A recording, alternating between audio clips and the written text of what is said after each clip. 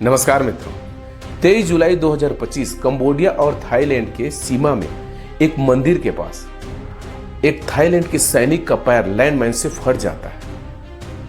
Thailand के द्वारा बोला जाता है कि यह कंबोडिया की गलती है और कंबोडिया के द्वारा बोला जाता है कि यह थाईलैंड की गलती है। 24 जुलाई 2025 को दोनों देश के द्वारा एक दूसरे को आत्मरक्षा के लिए एक दूसरे पर हमला प्रारंभ कर देते हैं। एक मंदिर का विवाद पूरे युद्ध की ओर बढ़ रहा है। दो पड़ोसी देश जो एक इतिहास और एक ही संस्कृति को साझा करते हैं, लेकिन रिश्ते में इतनी कड़वाहट क्यों है? थाईलैंड और कंबोडिया दोनों अपना अपना हक मांग रहे हैं, लेकिन क्या यह विवाद एक मंदिर तक सीमित है या इसके पीछे कुछ गहरा राज छिपा है, जिसमें शामिल है राजनीतिक धरोहर और राष्ट्रवाद का तनाव?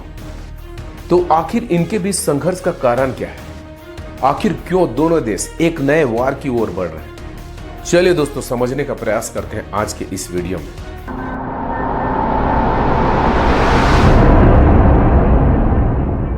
थाईलैंड और कंबोडिया दोनों एक ही संस्कृति और एक ही परंपरा का पालन करते हैं। दोनों बौद्ध धर्म का पालन करते हैं। कंबोडिया जो हमारे देश के अंडमान निकोबार द्वीप समूह के बिल्कुल करीब है। कंबोडिया का क्षेत्रफल 1,81,000 वर्ग किलोमीटर है और भारत के यह कर्नाटक राज्य से थोड़ा सा कम है।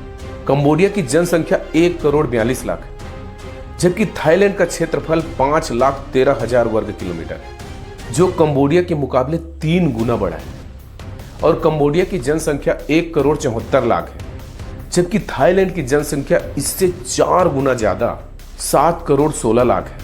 सैन्य ताकत के मामले में कंबोडिया की रैंकिंग पूरे दुनिया में 95 नंबर पर है और थाईलैंड का रैंकिंग है 25। यानी थाईलैंड की सेना कंबोडिया से कहीं ज्यादा ताकतवर है। मगर पिछले 118 वर्षों से 817 किलोमीटर की सीमा विवाद को लेकर दोनों के बीच संघर्ष चल रहा है। यह विवाद और बढ़ गई जब दोनों देशों की सीमा पर गोलीबारी में कंबोडिया के एक सैनिक की मौत हो गई। तब तनाव कम करने के लिए दोनों देशों के बीच बातचीत की जाती है, लेकिन यह मामला उसके बाद और बिगड़ गया। फिर दोनों देशों के द्वारा एक दूसरे पर प्रतिबंध लगाया जाता है। इस समय दोनों देशों की बॉर्डर बंद है और दोनों देशों के द्वारा एक दूसरे पर रॉकेट और ड्रोन्स के माध्यम से एक दूसरे पर हमला किया जा रहा है। दरअसल इस युद्ध की वजह 1000 साल पुराने 2 मंदिर जो थाईलैंड और कंबोडिया के बॉर्डर पर स्थित है। इस मंदिर को आज से करीब 1000 साल पहले कंबोडिया के खमेर राजवंश के द्वारा निर्मित किया गया था। कंबोडिया में दुनिया का सबसे बड़ा हिंदू मंदिर भी है, जिसका नाम अंकोर वाट मंदिर है। यह 875 वर्ष पहले खमेर राजवंश के द्वारा ही बनाया गया था। 15वीं शताब्दी में बनाए गए इन मंदिरों में से एक मंदिर है प्रीविहार टेम्पल। सारे विवाद की जड़ यही है। यह भगवान शिव का मंदिर है।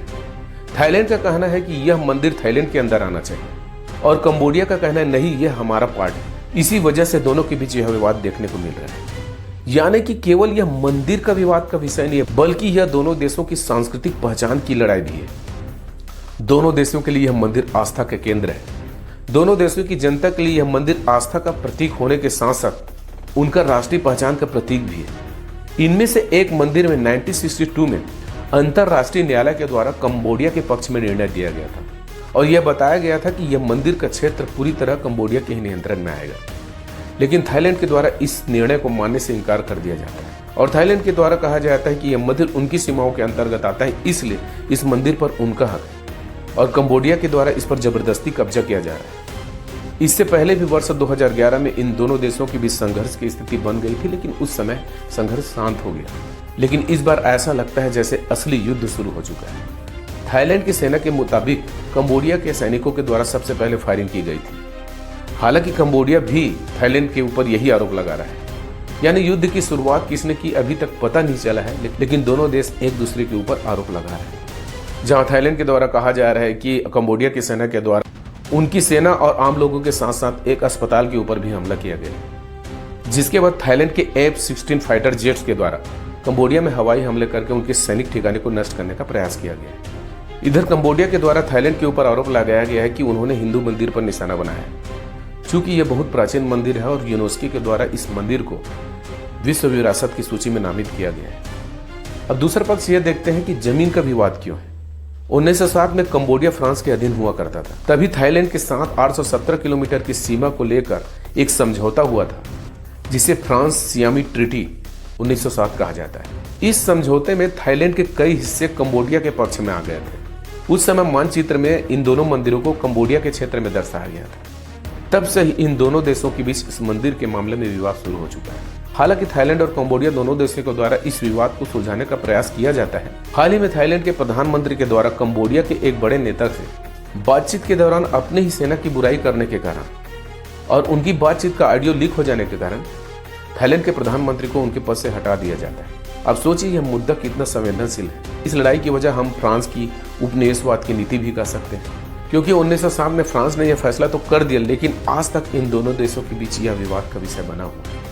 लेकिन सवाल यह है दोस्तों कि पिछले 1-2 दिनों में क्या हुआ कि दोनों देशों के बीच यह विवाद बहुत ज्यादा ही बढ़ गया। तो क्या होता है, थाईलैंड का एक सैनिक इसी मंदिर के आसपास अपने पैर को एक लैंडमाइन पर रख देता है, जिसकी वजह से उसका पूरा पैर पूरी तरीके से डैमेज हो जाता है और थाईलैंड के द्वारा इनका इल्जाम कंबोडिया के ऊपर लगाया जाता है। हालांकि कंबोडिया के द्वारा इसे इनकार कर दिया जाता है और उसके द्वारा बोला जाता है कि यह माइंस उसने अपने एरिया में लगाया है और थाईलैंड के सैनिकों के द्वारा ही सीमा को क्रॉस किया गया और इसी वजह से तनाव अचानक बढ़ गया। यह तो समय ही बताएगा दोस्तों कि कंबोडिया की गलती है कि थाईलैंड की गलती है, लेकिन अभी तक जो खबर आई है उसमें 12 लोगों की जान चली गई, जिसमें सिविलियंस और सोल्जर दोनों हैं। और देखते देखते एक छोटा सा विवाद इतना बड़ा रूप ले लिया है और यह पूरी तरीके से फुल स्केल वार की तरफ बढ़ रहा है और थाईलैंड की तरफ से ऑपरेशन युद्ध लॉन्च कर दिया गया है। थाईलैंड के द्वारा कंबोडिया के ऊपर एयर स्ट्राइक किया जा रहा है।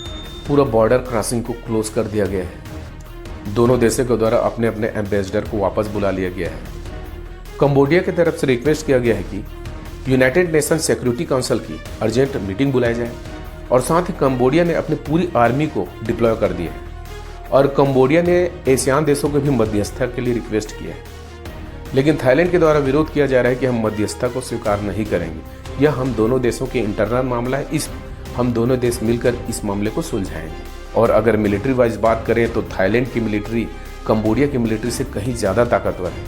अगर यह युद्ध आगे बढ़ता है तो निश्चित ही है कंबोडिया को ज़्यादा नुकसान होगा।